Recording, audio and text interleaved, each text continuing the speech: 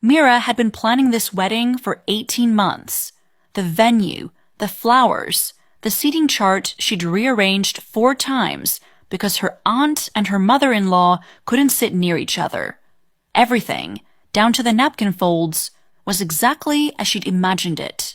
What she hadn't planned for was finding her fiancé's phone lying face up on the hotel bed 40 minutes before the ceremony, lit up with a message from a name she didn't recognize.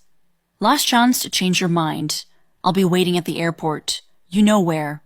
She didn't scream. She didn't cry, not yet. She sat down on the edge of the bed, still in her half-zipped dress, and read it 3 times, as if the words might rearrange themselves into something less certain. When Daniel walked in, tie undone, laughing about something his best man had said, he stopped cold at the look on her face. "Who's Elena?" she asked. The silence lasted 4 seconds. She counted them.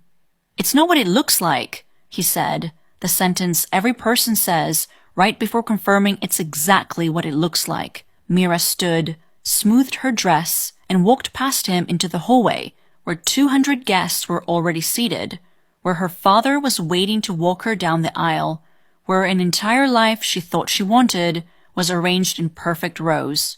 She found her father by the doors. He took one look at her face and asked no questions, just held out his arm. "Are you sure?" he asked, quietly. "I'm sure I'm not marrying him," she said.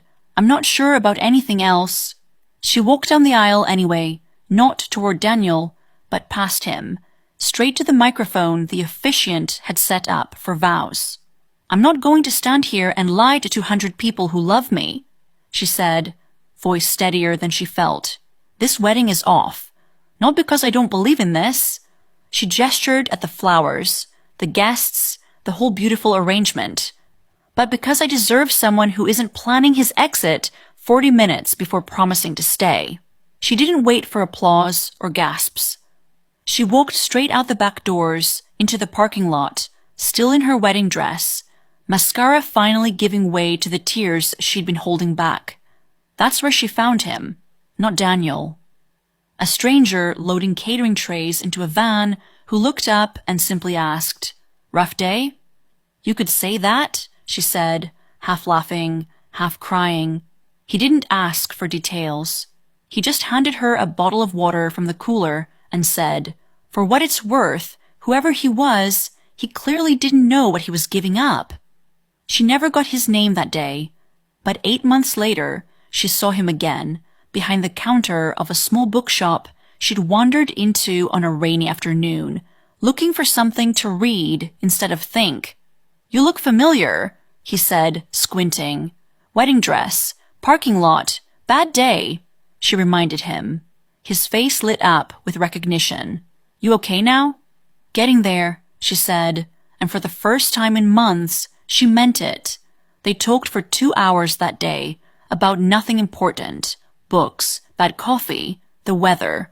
No promises, no rings, no rush. Sometimes the life you were planning falls apart 40 minutes before it was supposed to begin. And sometimes that's exactly what makes room for the one you were actually meant to have.